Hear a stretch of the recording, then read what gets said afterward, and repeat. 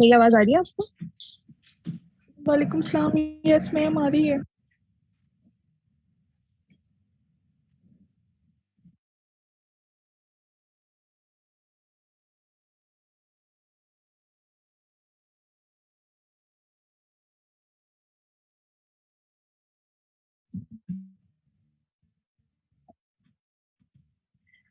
अच्छा जी, आज जो मैप पढ़ना है उससे पहले जो है वो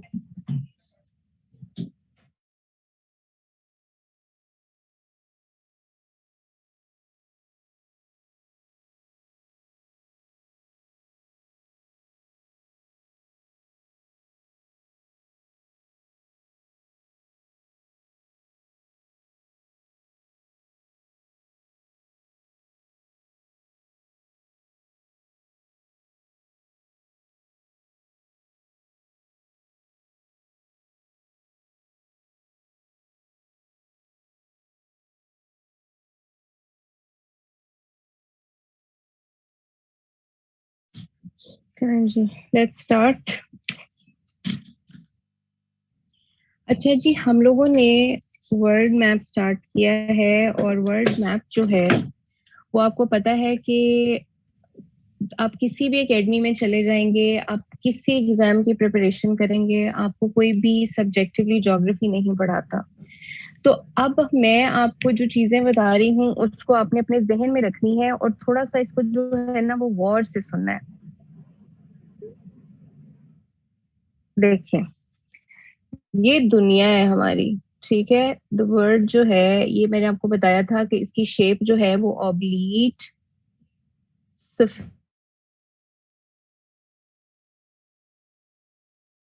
स्फेरॉइड है। हर बंदा कहता है कि कोई जो है कोई कहता है कि जो अर्थ है ये ऑब्लीट स्फेरॉइड है। और अर्थ यानी कि जो जिस तरह का माल्टा होता है ना, ऑरेंज जो होता है, ये किनू जिसको हम कहते हैं, उस तरह की शेप होती है इसकी, यानी ऊपर से नीचे से पिच की हुई, यहाँ से ये थोड़ी खुली होती है। इस अर्थ के ऊपर इमेजिनरी लाइंस होती हैं और सबसे बड़ी लाइन जो होती है ना, जो लंबी होती है साइज में, वो दरमियान वाली होती है जिसे हम इक्वेटर कहते हैं, ठीक है। अब ये इक्वेटर जो है मैम, ये हमारी, जी जी, आप स्क्रीन शेयर करिए। अभी स्क्रीन मेरी स्क्रीन, हाँ जी मैम, सिर्फ अच्छा वैसे बता रही हैं। हाँ जी, ये मैं आपको अभी वैसे बता रही हूँ, अभी मैं इसको वो नहीं कर रही। अच्छा जी, जस्ट अ मोमेंट।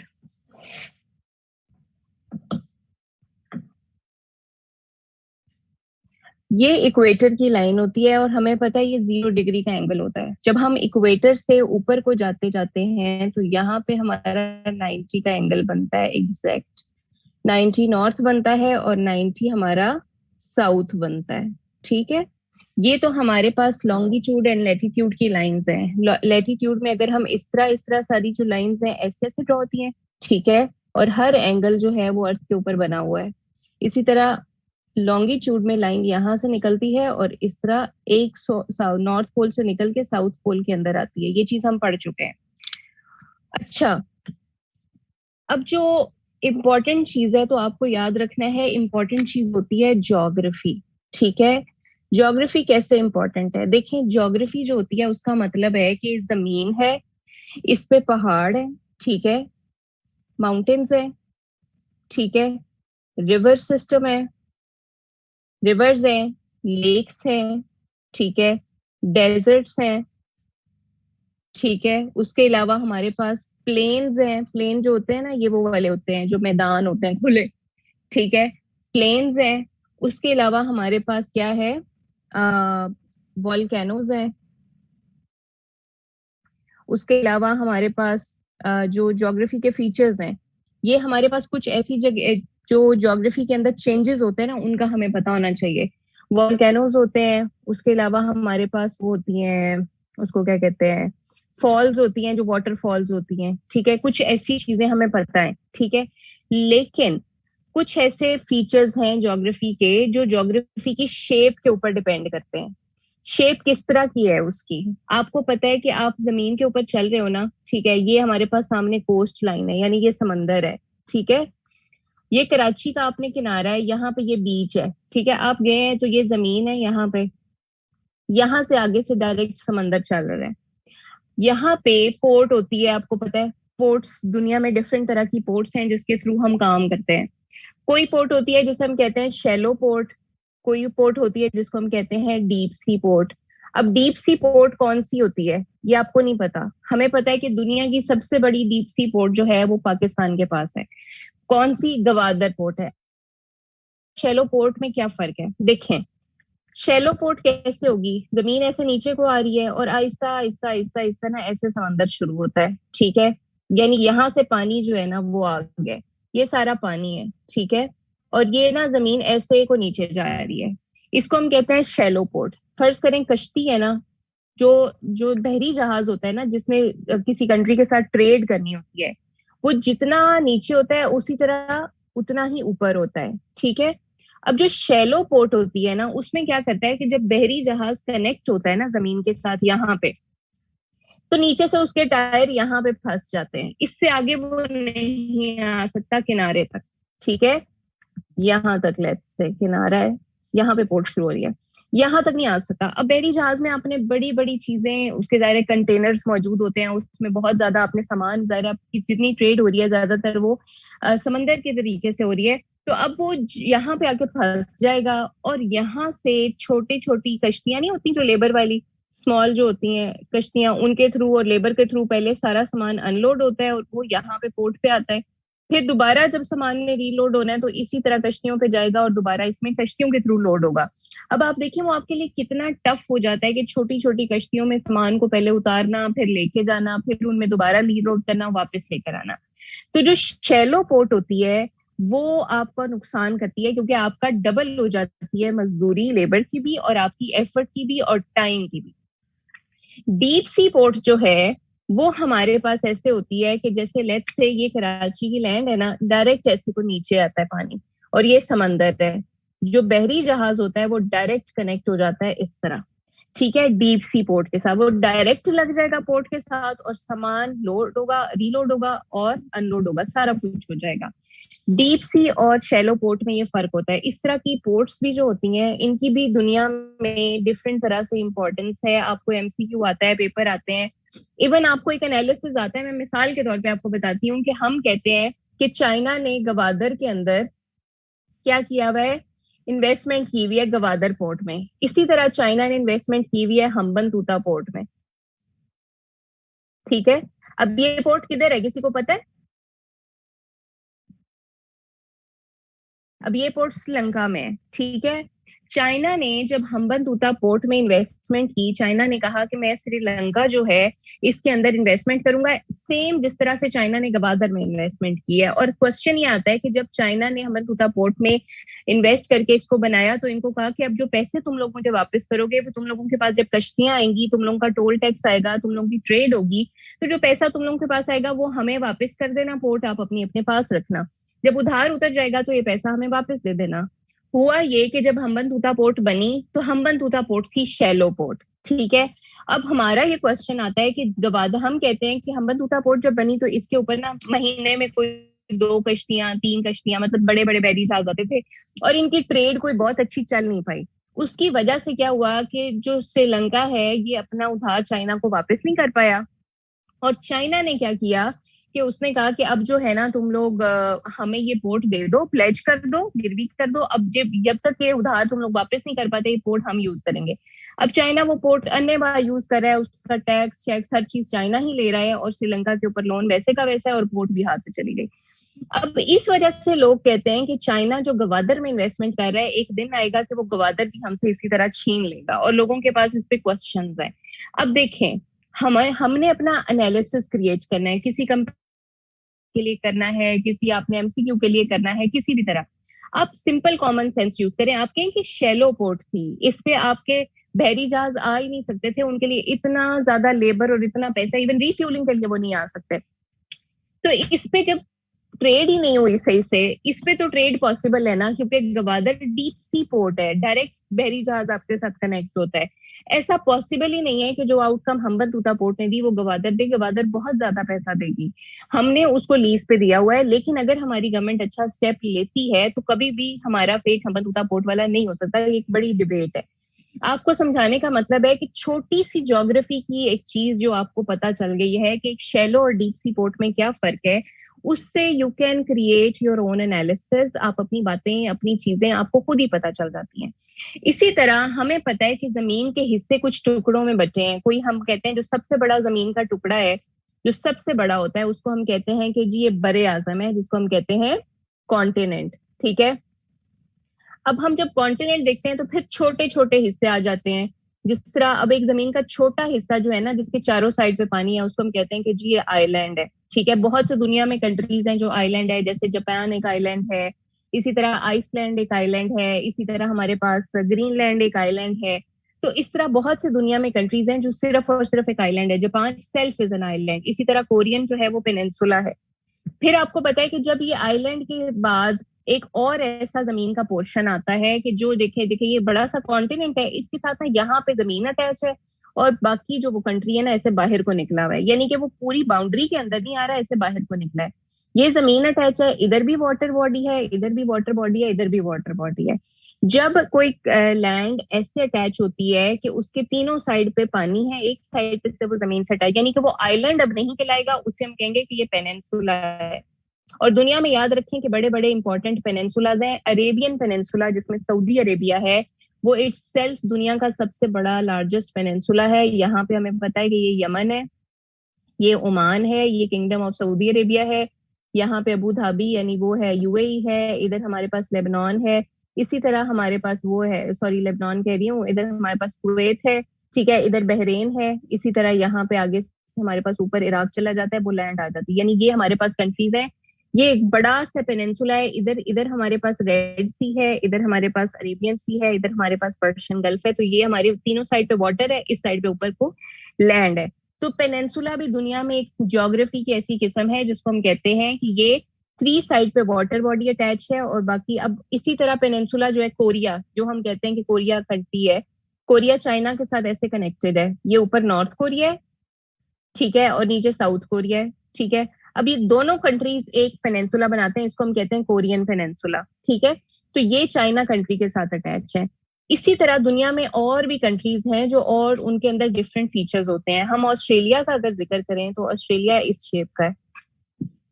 ये मैं आपको सिर्फ अभी ना ये बता रही हूँ कि कैसे दुनिया में ना डिफरेंट फीचर्स हैं हमारे पास ना, ज्योग्राफी के, जिनका नॉर्मली हमें पता भी नहीं होता और पेपर में आते हैं तो हम कहते हैं ये चीज क्या है। अच्छा, ये ऑस्ट्रेलिया है, लेट्स से ऐसे, ठीक है। अब ये देखें, हमने देखा कि जब एक लैंड के साथ तीन साइड पे इस तरह की लैंड अटैच होती है कि तीन साइड पे पानी हो, एक साइड पे लैंड हो, तो उसको हम पेनिनसुला कहते हैं। इसी तरह जमीन में जब समंदर या पानी की तह साइड पे लगती है ना, तो आहिस्ता आहिस्ता इससे पानी तक टकराता है जमीन के साथ। तो वो जो यहाँ पे जमीन का एरिया होता है ना, लेट्स से वो स्ट्रेट एरिया था, ऐसे करके स्ट्रेट एरिया था, पानी इसके साथ टकराएगा, जब टकराएगा तो प्रेशर आएगा, जब प्रेशर डालेगा तो इरोजन होगी, यहाँ से पत्थर टूटेंगे, वो पानी में गिरेंगे, फिर थोड़ी इरोजन होगी, फिर होगी, फिर with the passage of time उसकी शेप स्ट्रेट से जो है ना हट के कभी यू बन जाती है, कभी वी बन जाती है, कभी ऐसे ऐसे बन जाती है।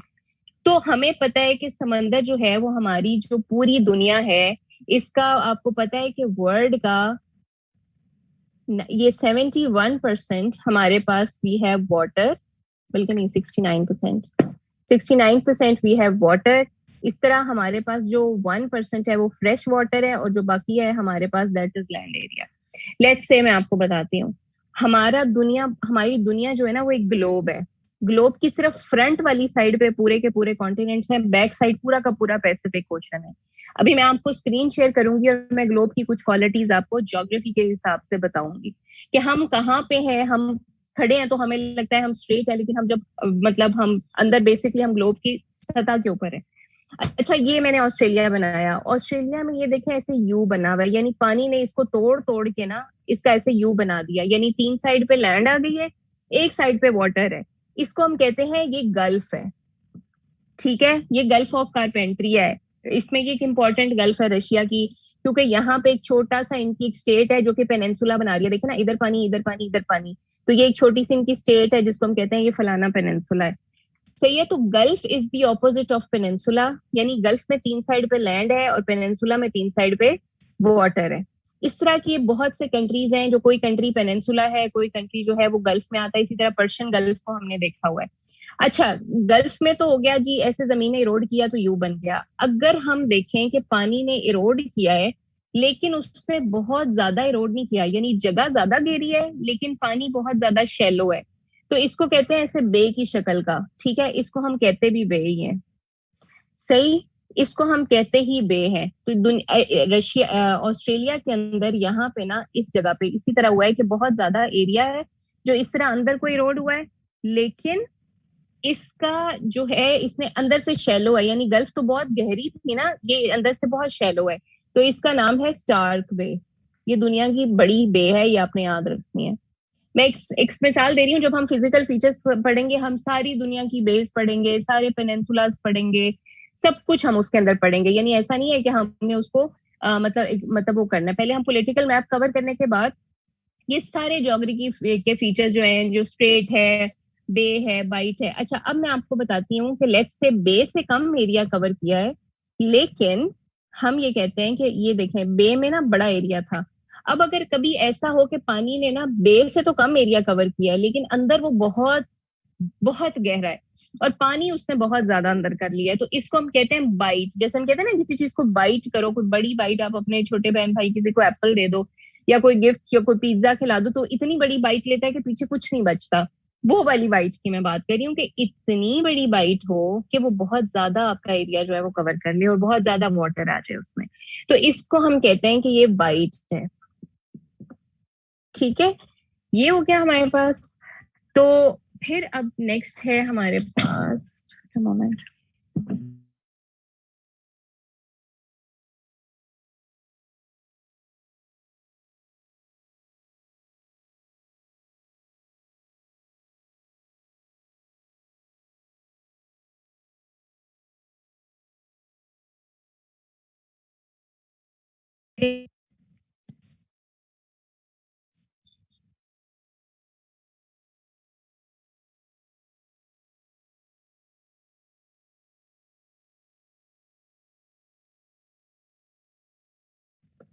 मेरी आवाज आ रही है?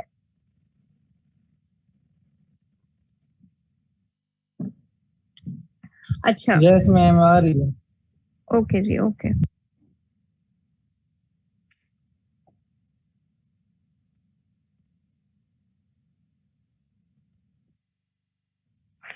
अच्छा, अब हम चलते हैं। मैंने आपको बताया था, अच्छा मैंने आपको जब गल्फ बताई है ना कि ये वाली गल्फ है कारपेंटिया, तो याद रखें कि ये ना हमारे पास नॉर्थ अमेरिकन कॉन्टिनेंट है। ठीक है, ऐसे करके ये दुनिया में आपने देखा होगा, यहाँ पे ना नीचे छोटे छोटे कंट्रीज हैं ये वाले। ठीक है, ये ऊपर कनाडा है, ये हमारे पास ये कनाडा है, ये यूएस है।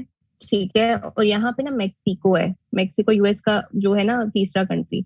यहाँ पे ना हमारे पास गल्फ वो है, गल्फ है। ये दुनिया की सबसे बड़ी गल्फ है जिसको हम कहते हैं गल्फ ऑफ मैक्सिको, ये आपने याद रखनी है। ये खैर मैं फिजिकल फीचर में तो हम इसको बहुत डिटेल में करेंगे, तो ये मैं वैसे आपको एक रफ सा आइडिया दे रही हूँ कि दुनिया की बड़ी गल्फ कौन सी है, दुनिया का बड़ा पेनिनसुला कौन सा है। बड़े के अलावा छोटा भी पूछते होते हैं, लेकिन आपको एक पता चलना चाहिए कि ये वाली चीज कैसे कैसे है। मैं एक फीचर बताती हूँ तो मैं कोशिश करती हूँ कि दुनिया में वो फीचर कहाँ पे एग्जिस्ट करता है और उसकी क्या क्वालिटी है वो मैं आपको साथ ही बता दूं। अच्छा, यहाँ से रह गए हमारी स्टेट, ये इंडोनेशिया कंट्री है। इंडोनेशिया के बिल्कुल नीचे हमारे पास मलेशिया है। ठीक है, अब इंडोनेशिया और मलेशिया जो है ना ये छोटे छोटे आइलैंड्स के साथ मिलके बने हुए हैं। ठीक है, तो यहाँ पे ना लेट्स से मलेशिया में ना और इंडोनेशिया में यहाँ पे ऊपर एक जगह बनी हुई है, पानी वाटर पट्टी है। ठीक है, पानी की एक स्ट्रिप है। इधर हमारे पास है इंडियन ओशन, इधर हमारे पास है साउथ चाइना सी। ठीक है, होता क्या है कि यहाँ पे एक जगह है जहां से हमने गुजरना है पानी के थ्रू। अब इंडियन ओशन में जो बहरी जहाज आते हैं ना, उन्होंने यहाँ से स्ट्रेट से गुजर के आगे साउथ चाइना सी के अंदर जाना होता है। इंडियन ओशन और साउथ चाइना सी वाटर बॉडीज है, इंडोनेशिया लैंड बॉडी है, मलेशिया लैंड बॉडी है। ठीक है, एक ऐसा फीचर दुनिया में जो कि कैनाल से बहुत बड़ा हो और रिवर से बहुत छोटा हो और समंदर से भी बहुत जो है वो छोटा हो या सी से भी छोटा हो, और वो उसकी ये फीचर हो कि वो ऐसी वाटर की पट्टी हो जो दो वाटर बॉडीज को मिलाए यानी यहाँ से पानी जा रहा है ना इधर को, 2 वाटर बॉडीज को मिलाए और 2 लैंड बॉडीज को सेपरेट करें। ऐसी फीचर, ये बहुत इंपॉर्टेंट फीचर है, जितनी आप ज्योग्राफी पढ़ेंगे, आप जितने एग्जाम्स देंगे, उसमें आपसे स्ट्रेट को ही पूछा जाएगा। जब जाएंगे कहीं पर स्ट्रेट ही आपसे पूछी जाएगी। 2 लैंड बॉडीज को सेपरेट करे और 2 वाटर बॉडीज को मिलाए, उसको हम कहते हैं ये स्ट्रेट है। ठीक है, तो ये जो दुनिया में हमारे पास इंपॉर्टेंट स्टेट मैंने आपको अभी ड्रॉ किया, इसको कहते हैं स्ट्रेट ऑफ मलक्का। और इसके बारे में आपने बहुत सुना होगा कि मलक्का डायलेमा है चाइना का, क्योंकि चाइना की सारी ट्रेड स्ट्रेट ऑफ मलक्का से होती है। ठीक है, इस तरह और भी बड़ी बड़ी दुनिया में स्टेट है, बॉनीफेरस है, वो जो 2 दरिया समंदर हैं जिनके डिफरेंट कलर्स हैं और उनका पानी मिक्स नहीं होता, वो अलास्का के पास है, वहां पे स्ट्रेट ऑफ बॉनीफेरस है। वो सारी चीजें हम फिजिकल फीचर्स में पढ़ेंगे। खैर, ये तो थोड़ी सी चीजें जो अब ज्योग्राफी क्योंकि हम स्टार्ट करने लगे हैं तो हमें पहले से एक रफ सा इनका आइडिया होना चाहिए। अभी ना मैं अपनी स्क्रीन शेयर कर रही हूँ आपके साथ, इसमें मैं कुछ जो है वो चीजें आपको बताऊंगी।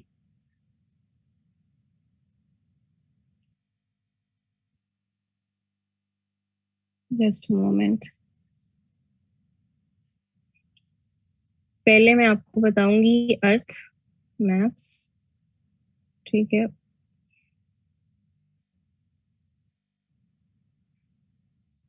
ये देखें, अब मैं आपके साथ स्क्रीन शेयर कर रही हूँ और मैं आपको ना दुनिया के कुछ फीचर्स बताऊंगी। आपको पता है कि ग्लोब हमारा इस तरह का है, क्योंकि हम ज्योग्राफी पढ़ रहे हैं तो बड़ा मेन इंपॉर्टेंट पॉइंट हमें पता होना जरूरी है।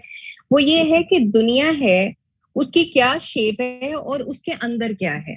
अक्सर हमें ये नहीं पता होता कि हम जो है वो, अब देखें, ये हमारे पास गोल, हमें पता लग गया it's like a ball. Ball भी नहीं, इट्स लाइक जिस तरह किनू माल्टा होता है उस तरह से है ये, इन्होंने बिल्कुल इसको सर्कल किया हुआ है। अगर हम दुनिया को इस तरह केक की तरह काटते हैं ना, तो हमें नजर आता है कि दुनिया की एक सरफेस है, सरफेस के ऊपर आप देखें कॉन्टिनेंट्स बने हुए हैं। ठीक है, और सरफेस जो है उसके ऊपर जब ये कॉन्टिनेंट्स हैं, अगर हम इसको काटें तो अंदर देखें ऊपर एक ना पहले पतली सी लेयर है जिसको मैंने राउंड किया है, फिर एक मोटी सी लेयर है ये वाली, फिर उससे जरा लाइट लेयर है मतलब थोड़े छोटी थिकनेस में, और अंदर एक छोट गरम सा बॉल बना हुआ है। तो ये हमारे पास दुनिया जो है जिस ग्लोब के ऊपर हम रहते हैं उसके अंदर आप देखें कि किस किस तरह के फीचर्स हैं कि अगर हम इन्हें काटेंगे तो क्या होगा।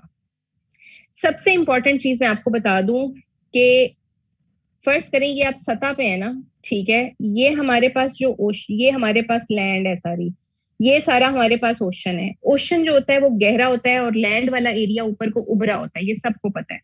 ये सारी कॉन्टिनेंटल प्लेट्स हैं। जैसे फुटबॉल होता है ना ब्लैक कलर का, फुटबॉल में एक ब्लैक पैच होता है और एक व्हाइट पैच होता है, वो आपस में सिले हुए होते हैं। इसी तरह अर्थ की सरफेस के ऊपर कॉन्टिनेंटल प्लेट्स होती हैं और वो और ओशियनिक प्लेट्स होती हैं जो आपस में सिली हुई होती हैं। ओशन की प्लेट जो होती है वो साइज में पतली होती है, जाहिर है क्योंकि बहुत गहरा होता है तो ऊपर को प्लेट आएगी तो फिर उसकी गहराई कम हो जाएगी। और कॉन्टिनेंट की प्लेट ऐसे ऊपर को बड़ी होती है। ठीक है, यहाँ पे सारा पानी होता है। अब होता ये है कि जब कॉन्टिनेंटल प्लेट होती है वो जमीन ऊपर को है, ठीक है, तो ये थोड़ी डेंसिटी इसकी कम होती है, ये जरा हल्की होती है, क्योंकि ना जिस तरह आप केक एक प्लेट में डालते हो ना, और केक बनने से पहले आपको पता है कि वो आप सिर्फ एक पेस्ट उसका बना के डालते हो जो काफी थिक होता है, आप उसे ओवन में रखते हो तो वो उभर के बाहर आ जाता है और उसका साइज बहुत इंक्रीज हो जाता है। इसी तरह कॉन्टिनेंटल और ओशेनिक प्लेट में फर्क है। कॉन्टिनेंटल प्लेट जमीन पे ऐसे नीचे लगी हुई है और ये जो है वो साइज में इसकी कंसिस्टेंसी बहुत थिक होती है, यानी ये बहुत डेंस होती है लेकिन साइज में पतली होती हैं। और यहाँ पे सारा पानी है यानी ओशन का, और कॉन्टिनेंट जो ये ओशेनिक प्लेट की मैं बात कर रही हूँ, और ये कॉन्टिनेंट्स की प्लेट है, ये ऊपर उभर गई हैं जैसे केक उभर जाता है और इनकी डेंसिटी जो है वो कम होती है। ये हमारे अर्थ के ऊपर जो फीचर्स हैं वो ये हैं। अब याद रखना है कि जो सबसे ऊपर वाली लेयर है ना अर्थ की, जिसके ऊपर हम सारे रह रहे हैं, क्रस्ट, उसमें ही वही है जिसमें कॉन्टिनेंटल और ओशेनिक प्लेट आपस में सिली हुई है, उसको हम कहते हैं क्रस्ट। तो आपने याद रखना है कि जो ऊपर वाली ये पतली लेयर है ना, जैसे सेब का छिलका होता है, इसको हम कहते हैं क्रस्ट। उसके बाद जब हम इसको काटते हैं तो अंदर जो पहला पार्ट आता है इसको हम कहते हैं मेंटल, MENTLE। अब ये मेंटल जो है ना, ये इस तरह से गर्म मादा है, आपने देखा होगा वॉल्केनो के अंदर से लावा निकलता है, तो लावा जब तक जमीन के अंदर है उसको हम कहते हैं कि ये मैग्मा है, यानी मेंटल के अंदर ऑरेंज कलर का, उसी तरह का वो जो गर्म मादा नहीं निकलता, जो लावा बाहर निकलता है, वो उसको अंदर जब वो होता है मेंटल के अंदर, तो उसको हम मैग्मा कहते हैं। द मोमेंट वो किसी वॉल्केनो से या किसी जलजले की प्लेट फटती है, उससे बाहर निकलता है, तो उसको हम कहते हैं कि ये मैग्मा है, सॉरी लावा है। इसी तरह हमारे पास आउटर कोर है, ये कोर है बीच में ना, कोर के दोनों पार्ट्स हैं। आप ये देखें, जो ऊपर वाली आउटर कोर है और ये इनर कोर है। आउटर कोर जो है ना, इट्स लाइक सॉलिड, ये थोड़ी सॉलिड होती है आउटर कोर, और ये थोड़ी ठंडी होती है। और अंदर वाली जो है वो इनर कोर है, जो कि बहुत गर्म होती है और इसका टेम्परेचर बहुत ज्यादा होता है, तकरीबन 3000 डिग्री सेंटीग्रेड के करीब होता है। तो अर्थ हमारी अंदर से समझ लें एक आग का गोला ही है, बस ऊपर इसके जो है वो एक डाइवर्सिटी है ऑफ लाइफ। और बायोडाइवर्सिटी में हमारे पास जानदार भी हैं, डिकम्पोजर्स भी हैं, और जानदारों में हमारे पास पौधे भी हैं और जानवर भी हैं और इंसान भी है। इंसान भी जानवर ही होता है। खैर ये तो एक हमारा बेसिक ज्योग्राफी का फीचर था जिसको हमने कर लिया। अच्छा, क्लास का टाइम अगर आउट हो जाए तो आपने यही वाला जो मेरा लिंक है इसको दोबारा ज्वाइन करना है, या फिर इसको हम आपको शेयर भी कर देंगे दोबारा से। टेम्परेचर क्या होता है? टेम्परेचर होती है हरारत, गर्मी, यानी कि जितना कोई चीज गर्म है उतना उसका टेम्परेचर ज्यादा है। हमारा नॉर्मल बॉडी टेम्परेचर है 36 डिग्री, ठीक है। अगर हमें बुखार होता है, ठीक है, और डिग्री सेंटीग्रेड है, अगर फॉरेन हाइट में जाएं तो ये ऊपर चला जाता है। 98 फॉरेन हाइट हमारा नॉर्मल टेम्परेचर होता है। हमें बुखार है तो हम कहते हैं हमें 104 बुखार हो गया, हम 98 से ऊपर 104 पे चले जाते हैं। बॉडी टेम्परेचर इतना है। हवा का हमारा गर्मियों में टेम्परेचर मैक्सिमम 55-45 तक जाता है। सर्दियों में हमारा टेम्परेचर 26-36 इसके दौरान में रहता है, ठीक है। आप पहाड़ी इलाकों में चले जाओ, 0 पे भी होता है टेम्परेचर, जो कि बहुत ठंड होती है। जितना टेम्परेचर ज्यादा है उतनी गर्मी ज्यादा है। सो अर्थ की कोर के अंदर जो है टेम्परेचर 3000 के करीब है हमारे पास, और सूरज की सरफेस के ऊपर तकरीबन 5000 है। तो आप अंदाजा लगा लें कि सूरज कितना गर्म होगा। खैर, हमने अर्थ देख ली, ग्लोब देख ली। अब हमें पता लग गया कि ग्लोब के ऊपर हमारे पास मैप ये बने हुए हैं, कॉन्टिनेंट्स हैं और वाटर बॉडीज हैं। कॉन्टिनेंट हमें पता है कि जो दुनिया का सबसे बड़ा कॉन्टिनेंट है हमारे पास एशिया। ये मैंने इसलिए बच्चों वाला लिया है ताकि हमारे लिए बहुत आसानी हो इसको समझने। हमें पता है कि जो हमारे पास कॉन्टिनेंट्स हैं वो 7 है। उसमें सबसे बड़ा हमारे पास एशिया है। एशिया के बिल्कुल साथ देखें हमारे पास यूरोप लग रहा है। यूरोप के साथ नीचे हमारे पास अफ्रीका है, अफ्रीका, और यहाँ पे नीचे हमारे पास ऑस्ट्रेलिया है। यहाँ से बीच में एक लाइन जो कट करी है दैट इज इक्वेटर। अब इक्वेटर जो है ये वो जगह है जहां पे सूरज की रोशनी डायरेक्ट पड़ती है, डायरेक्ट, ठीक है।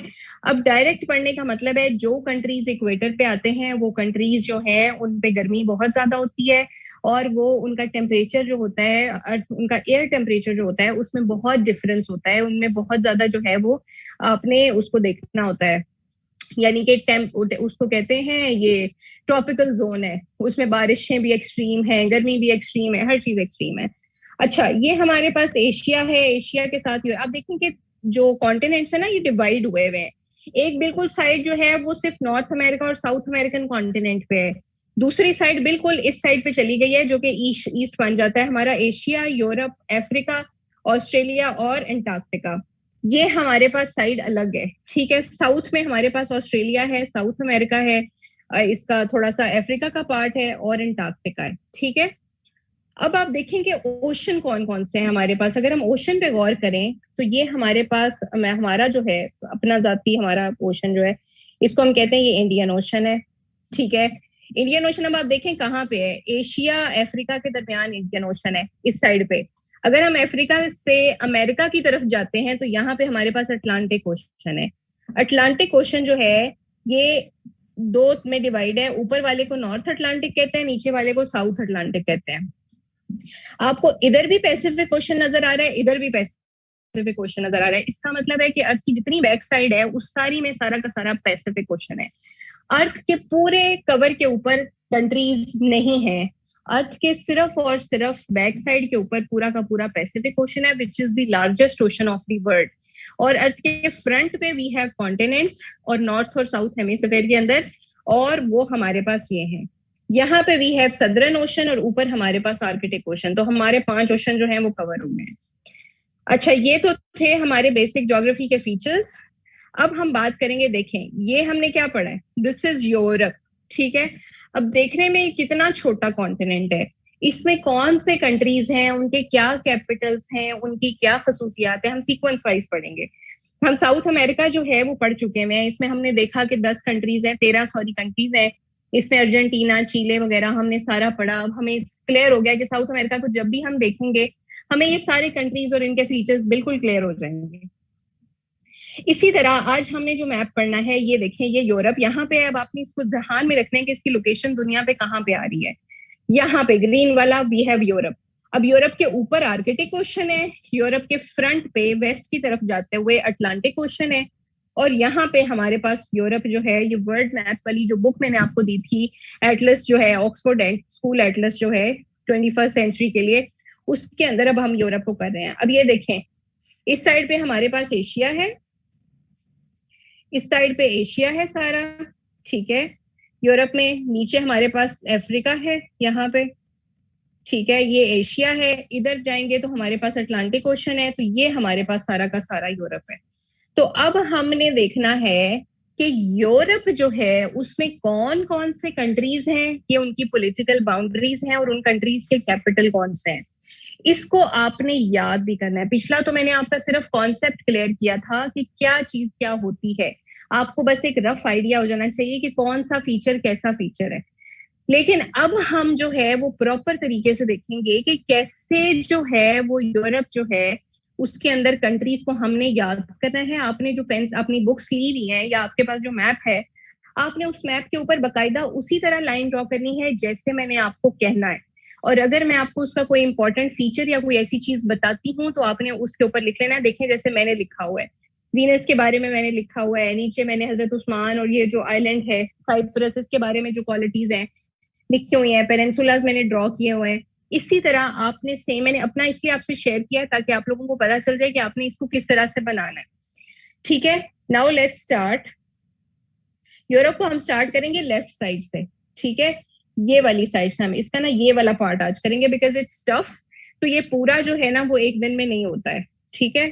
तो आज जो हमने करना है वो यहाँ से हमने स्टार्ट करना है यूरोप को।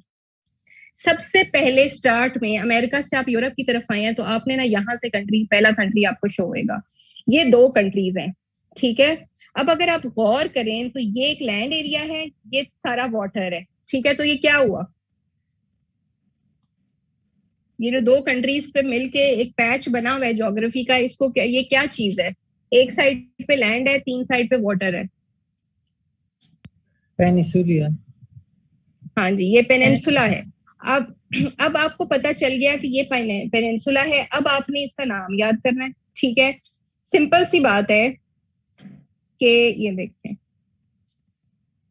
यहां से आपने देखा ये लैंड है फ्रांस की, इसके साथ यहाँ पे वाटर बॉडी अटैच है, और ये पूरा जो पैच है इसका नाम है आइबेरियन पेनिनसुला। आपको एमसीक्यू आता है कि वेयर इज आइबेरियन पेनिनसुला, या फिर आइबेरियन पेनिनसुला में कौन से कंट्रीज हैं, या फिर आइबेरियन पेनिनसुला में कितने कंट्रीज हैं। तो आपको पता होना चाहिए कि पुर्तगाल और स्पेन, ये 2 कंट्रीज हैं जिन्हें आइबेरियन पेनिनसुला कहते हैं। इसको आपने ऐसे याद रखना है कि जब हम अमेरिका की तरफ से यूरोप में आते हैं तो हमने सिर्फ और सिर्फ डायरेक्ट जो पहले कंट्रीज हमें टच होते हैं वो पुर्तगाल और स्पेन है। अब पुर्तगाल और स्पेन में ना आपने ऐसे लाइन ड्रॉ कर देनी है, ठीक है, जैसे मैंने लाइन आपको ड्रॉ कर दी है। अब इस लाइन से आपको हमेशा याद रखेगा कि आपने जब यूरोप का मैप तैयार करना है तो आपने पुर्तगाल और स्पेन को डायरेक्ट कनेक्ट करना है। फिर आपने इसको ऐसे साइड पे ऐसे इसका ना सर्कल बना लेना है जिससे ये शो होगा कि ये क्या है, ये एक पेनिनसुला है, और पेनिनसुला कौन सा है, आइबेरियन पेनिनसुला, ठीक है। ये आपने याद रखना है। अब पुर्तगाल का जो कैपिटल है उसको आपने याद रखना है, ये लिस्बन है, और स्पेन का कैपिटल है मैड्रिड। मैंने आपको बताया था कि कंट्री के कैपिटल याद करने के लिए आपका आसान तरीका ये होता है कि आप जब कंट्री का नाम लेते हैं तो उसके साथ ही उसके कैपिटल का नाम ले लें, वो आपको डायरेक्ट याद ही ऐसे होगा। यानी पुर्तगाल लिस्बन याद कर लें और स्पेन मैड्रिड याद कर लें। तो जब भी आप पुर्तगाल या स्पेन का नाम लेंगे तो आप उसके कैपिटल को ऑटोमेटिकली साथ याद करेंगे। ये था हमारे पास आइबेरियन पेनिनसुला। उसके बाद आप यहाँ से गुजरेंगे, यहाँ से आप लाइन ड्रॉ करेंगे डायरेक्ट फ्रांस से आप आगे लाइन ड्रॉ करेंगे जर्मनी में, आगे आप जाएंगे पोलैंड में, आगे बेलारूस में। अब आपने एक लाइन ड्रॉ करनी, पहले आपने 2 कंट्रीज को अटैच किया, अब आप 4 कंट्रीज को अटैच कर रहे हैं। अब ये जो 4 कंट्रीज को आप अटैच कर रहे हैं, ये आप याद रखें कि आपने हमेशा ये याद रखना है कि आपने इन 4 को अटैच किया। यूरोप में पहले 2 फिर 4 आपने लाइन ऐसे अटैच की। ये 4 कंट्रीज कौन से हैं याद रखें।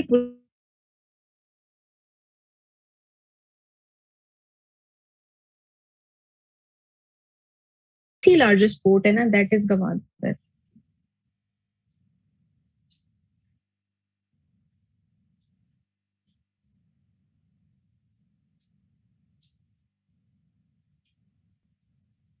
अब हमने इसको करना है,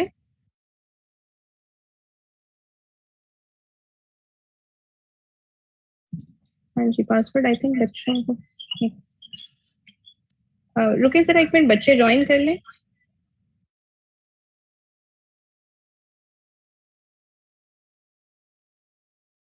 आइबेरियन पेनिनसुला से, पुर्तगाल और स्पेन आइबेरियन पेनिनसुला के 2 कंट्रीज हैं। पुर्तगाल का कैपिटल है लिस्बन एंड स्पेन का कैपिटल है मैड्रिड। आपने इसी तरह इस पूरे के पूरे आइबेरियन पेनिनसुला को रखना है।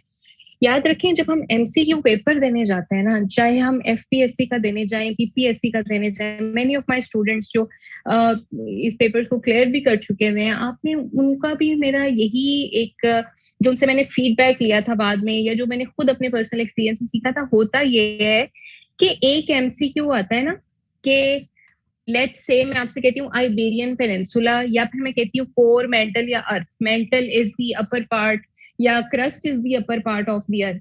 अब जब मैं उनसे बात होती है तो नीचे ऑप्शन में ना जैसे ऊपर वो लिखे होंगे अर्थ का अपर पार्ट कौन सा है, ऑप्शन में आएगा आपको क्रस्ट, कोर, मेंटल, ये वो। अब लोगों ने ना नॉर्मली याद किए होते हैं एमसीक्यूज ऑब्जेक्टिवली, फलाना पार्ट ये है फलाना, ये आप भूल जाते हैं। आप जब इसको सब्जेक्टिवली पढ़ते हैं तो आपको खुद ही पता होता है कि अपर पार्ट ये है, कि इवन आपने अगर उसके ऊपर सब्जेक्टिव क्वेश्चन भी अटेम्प्ट करना है तो आपको वो करना आता होता है। ठीक है, तो फिर ये होता है कि आपको फिर उस पर सोचने की भी जरूरत नहीं पड़ती। हमें एमसीक्यू में जो 3 ऑप्शंस गलत होती है ना, हमें उन 3 ऑप्शंस का भी पता होना चाहिए। सिर्फ ये नहीं है कि हमें सिर्फ राइट वाली ऑप्शन आनी चाहिए। तो इसलिए आपने अपने आप को थॉरो स्टडी में से गुजारना है, ताकि एक ही दफा आपका वो सारा प्रोसेस मुकम्मल हो जाए, और उसके बाद ना आपको किसी ऑब्जेक्टिव पेपर की टेंशन रहती है, ना किसी ऑब्जेक्टिव पेपर की टेंशन रहती है। तो आपके लिए हर चीज बहुत क्लियर और आपके सामने एक स्केलेटन जो है बहुत अच्छा सा बन जाता है, और आपको फिर उसके बाहर से कुछ करने की जरूरत नहीं है। कोई नई इन्फॉर्मेशन आती है तो आप उसमें बस ऐड करते जाते हैं। अब जब मैंने मैप तैयार किया था 2017 में, मैंने इसको पढ़ा था क्योंकि मैं सीएसएस की तैयारी कर रही थी। अब जब मेरी आवाज आ रही है? यस मैम आवाज आ रही है। अच्छा जी मैम आ रही है। अब जब अच्छा ठीक है, अब उस वक्त जब मैंने एग्जाम दिया था ना, तो मैं हर बंदा मुझे कहता था कि तुम टाइम वेस्ट कर रही हो, मैथ क्यों पढ़ी हो, ऑप्शनल सब्जेक्ट लो, तुम कंपलसरी करंट अफेयर की कोई किताब उठाओ उसमें से और तुम उसको पढ़ना शुरू कर दो। तो मेरे माइंड में आता था कि मैंने सारी जिंदगी मतलब स्टार प्लस देखा है, कार्टून्स देखे हैं, मुझे तो नहीं पता पाकिस्तान के ईस्ट में क्या है, वेस्ट में क्या है। अगर मैं इसको इस तरह से पढ़ लूंगी ना, ये किसी भले आदमी ने मशवरा दिया था इसको इस तरह से पढ़ने का, तो फिर मेरे लिए चीजें करना आसान हो जाएंगी। ऑनेस्टली आई स्टार्टेड इन जुलाई, और मैंने अगस्त के एंड पे जाकर मैंने 2 महीने लगा के अपना मैप जो है वो खत्म किया था। और उसके बाद, उससे पहले मैंने सिर्फ एक किताब पढ़ी थी, जनरल साइंस एंड एबिलिटी। 2017 की मैं आपको बात बता रही हूँ, 18 में मैंने एग्जाम दिया था। मैं आपको अपना एक्सपीरियंस इसलिए शेयर कर रही हूँ क्योंकि हर बच्चे का कोई ना कोई एक पर्सनल एक्सपीरियंस होता है किसी भी एग्जाम का। अब मैं आपको वो एग्जाम बता रही हूँ जो मैंने पास किया हुआ है, ठीक है, क्योंकि मैंने उसके प्रोसेस से गुजरी हुई हूँ। अब होता ये है कि आपने 2 महीने में मैप लगा के पढ़ा, अपनी सीएसएस की कोई किताब ही नहीं पढ़ी। आपको पता है कि जी अगस्त के बाद सितंबर है, और सितंबर, अक्टूबर, नवंबर, दिसंबर, जनवरी, आपके पास 5 महीने। आप उसमें पूरा सिलेबस कैसे कवर करोगे? आपने एग्जाम दिया, मैप को सारा अच्छे तरीके से ऑब्जेक्टिवली सब्जेक्टिवली पढ़ा। उसके पीछे मेरा एक और भी जो है ना एक मोटिव था, वो ये था कि नेवर इन योर लाइफ एक ही प्लान को अपनी जिंदगी का हिस्सा रखें। मेरे माइंड में था कि मैं अटेम्प्ट देके उसके बाद आई गो फॉर 1 पेपर, और अगर मेरा उनमें से कोई हो जाता है तो at least I would secure any job. ठीक है, सीएसएस होता है नहीं होता है तो फिर बात की बात है। तो मैंने अपने आप को प्रेगमेटिक लेकर चली, मैंने 1 पेपर भी प्रिपेयर किया और मैंने सीएसएस एग्जाम की भी तैयारी की, लेकिन मेरा मेन फोकस एग्जाम था। खैर वो करने के बाद जब मैंने 2 महीने के बाद तैयारी शुरू की और न्यूज़पेपर पढ़ा, तो मेरे लिए कोई चीज पुरानी नहीं थी। अगर क्रोएशिया की बात हो रही थी तो मुझे पता था, अगर फ्रांस की बात हो रही थी मुझे पता था, अगर पुर्तगाल की हो रही थी मुझे पता था। यानी कि मुझे चीजों का पता इसलिए चल गया कि यहाँ पे ये फलानी चीज हो रही है, इसका मतलब मैंने तो वर्ल्ड मैप में ये चीज यहाँ पे देखी है। अगर एक कंट्री ये है, जर्मनी का मसला है, तो मुझे पता है जर्मनी और फ्रांस का फड्डा चलता रहा है इतने अरसे, तो क्यों चलता रहा है? वो उनका भी एक ऐसा लैंड एरिया है जैसा पाकिस्तान और इंडिया का कश्मीर है। यानी जर्मनी और फ्रांस है ना, ये देखें, ये जर्मनी और फ्रांस हमसाए हैं, ठीक है। तो मुझे पता था कि यहाँ पे जर्मनी और फ्रांस की एक ऐसी लैंड है जो कि उसके फ्रांस के कब्जे में आ गई थी, तो जर्मनी मुसलसल उसको लेने पे तुला हुआ है। तो दोनों ने अपना वो एरिया इसी तरह डिस्प्यूटेड है इनका, जिस तरह पाकिस्तान और इंडिया का कश्मीर है। सो आहिस्ता आहिस्ता आपको चीजें क्लियर हो जाती हैं, आपके लिए एनालिसिस करना आसान हो जाता है, आपको चीजों के जो आपका ना वो एक गिराबंदी होती है दिमाग में, आपके वो डॉट्स फौरन खुल जाते हैं। बिकॉज हमारा एजुकेशन सिस्टम ऐसा नहीं है कि वो हमें इतना डीपली और इतना इन डेप्थ आपको कोई भी नॉलेज देगा। जब भी आपने देखे वो पिज्जा का मीनार है ना, उसकी बेस उल्टी बनी है तो बन ही टेढ़ा गया है, ठीक है। आपने पहले अपनी बेस पे ज्यादा मेहनत आपने वहां करनी है। अगर आपने ऐसे पास करना है, आप ज्यादा मेहनत टेंसेस पे करें, अपनी बेसिक अंग्रेजी पे करें। आपने कॉम्प्रीहेंशन पास करना है, आप मेहनत पेयर्स ऑफ वर्ड इडियम्स पे करें। आपको पता होना चाहिए कि किस पेपर में कौन सी चीज पे मेहनत करेंगे तो नंबर आपके आएंगे, आपके नंबरों से आपकी एलोकेशन होनी है। तो आपने बेसिकली हर चीज को प्रेगमेटिकली और बड़ा स्मार्ट वर्क के साथ लेके चलना होता है। आपने ये चीज कर ली तो आपके ना ऑप्शनल आपके लिए मसला होते हैं, ना आपके कंपल्सरीज आपके लिए मसला होते हैं, ना वन पेपर आपके लिए मसला होता है, क्योंकि मोस्ट ऑफ दी थिंग्स जो है वो इसी दुनिया से ही आती है ना। तो जब आपने दुनिया ही पढ़ ली, आपको कंट्रीज का पता चल गया, कॉन्टिनेंट्स का चल गया, ज्योग्राफी फीचर्स का पता चल गया, तो पीछे रह क्या जाता है? आपको सिर्फ उसके पॉलिटिकल इश्यूज नहीं आते, पॉलिटिकल इश्यूज जो साथ साथ चलते रहेंगे, करंट अफेयर के आपने वही करने हैं। जैसे जैसे इशू आता जाएगा आप उसको प्रिपेयर करते जाएं, मैप ड्रॉ करना आपको आ जाएगा, फ्लो चार्ट्स बनाने आपको आ जाएंगे, तो क्या रह जाता है पीछे? तो आपका बेसिक मसला हल हो जाता है। एनी हाउ, अब हम यहाँ से जाते हैं यूरोप में। पहले हमें पता चल गया जी ये यूरोप कॉन्टिनेंट है, उसमें हम आइबेरियन पेनिनसुला से चले। अब हमने फ्रांस से लाइन ड्रॉ की, हम जर्मनी गए, जर्मनी से हम पोलैंड गए, पोलैंड से हम बेलारूस गए। आपने 2 और 4 का एक सीक्वेंस बनाना है, ठीक है। 2 में स्पेन और आइबेरियन पेनिनसुला करने के बाद आपने 4 कंट्रीज को कनेक्ट करने के लिए एक लाइन लगानी है।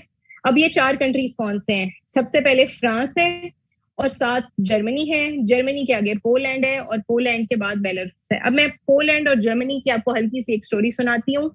याद रखें जर्मनी बहुत बड़ा था बिफोर वर्ल्ड वॉर। हमारी वर्ल्ड वॉर शुरू हुई थी जुलाई 1914 में, वर्ल्ड वॉर 1, और खत्म हुई थी ट्रीटी ऑफ वर्साइल्स में 1918 में, ठीक है। अब ये वर्ल्ड वॉर इन्हीं यूरोपियन कंट्रीज की आपस में वॉर थी, और जर्मनी जो था इसमें अगेंस्ट था ब्रिटिश के भी, ब्रिटेन के भी, फ्रांस के भी, हर अपने हमसाई के अगेंस्ट था जर्मनी। जर्मनी चाहता था कि मैं ये सारा जो है ना एरिया जो है कवर कर लूं, लेकिन हुआ ये कि जर्मनी वर्ल्ड वॉर जो है वो हार गया। जर्मनी का साथ उस वक्त दिया था टर्की ने, याद रखें। इसीलिए जब ट्रीटी ऑफ वर्साइल्स हुई थी तो जर्मनी के जो लोग थे उनके ऊपर और टर्की के लोगों के ऊपर, आपको पता है ना, फिर हमारी यहाँ पे 1918 में वो खिलाफत मूवमेंट स्टार्ट हुई थी बड़े सगीर में कि जी तुर्की की खिलाफत जो है वो बहाल रहनी चाहिए। वो क्यों रहनी चाहिए? क्योंकि वर्ल्ड वॉर के बाद टर्की और जर्मनी को सजा मिली थी ट्रीटी ऑफ वर्साइल्स में। तो फिर उन लोगों ने कहा था, हमारे लोग भी उठ खड़े हुए थे, और फिर लेकिन टर्की ने खुद ही अपनी आजादी ले ली थी इनसे, लेकिन जर्मनी नहीं ले सका, क्योंकि जर्मनी के ऊपर बहुत ज्यादा पेनल्टीज थी कि जितना वर्ल्ड वॉर पे पैसा लगा था वो सारा इससे इन्होंने रिकवर किया था, इनके लोगों के टैक्स से, रेवेन्यू से। और जर्मनी के अगेंस्ट हमारे पास ये देखें यहाँ पे यूके था, फ्रांस था, यूएस था। तो इस तरह से अब जर्मनी जो था वो पहले ये सारा एरिया था, ये वाला सारा एरिया जर्मनी था, ठीक है। फिर जब ट्रीटी ऑफ वर्साइल्स हुई तो पोलैंड को इन्होंने अलग सेपरेट कर लिया, ये पूरी टेरिटरी जर्मनी की ले ली, एक अलग मुल्क बना दिया पोलैंड, ठीक है। अब कौन बर्दाश्त करता है कि आपकी जमीन का आधा से ज्यादा हिस्सा आपसे ले लिया जाए, ठीक है, जो पूरा जर्मन कंट्री था वो। तो इसलिए उन लोगों ने, याद रखें कि फ्रांस जर्मनी का हमसाया है, और जर्मनी और फ्रांस के ऊपर भी एक कंट्री सैंडविच है, 3 कंट्री सैंडविच है, और नीचे एक कंट्री सैंडविच हुआ हुआ है।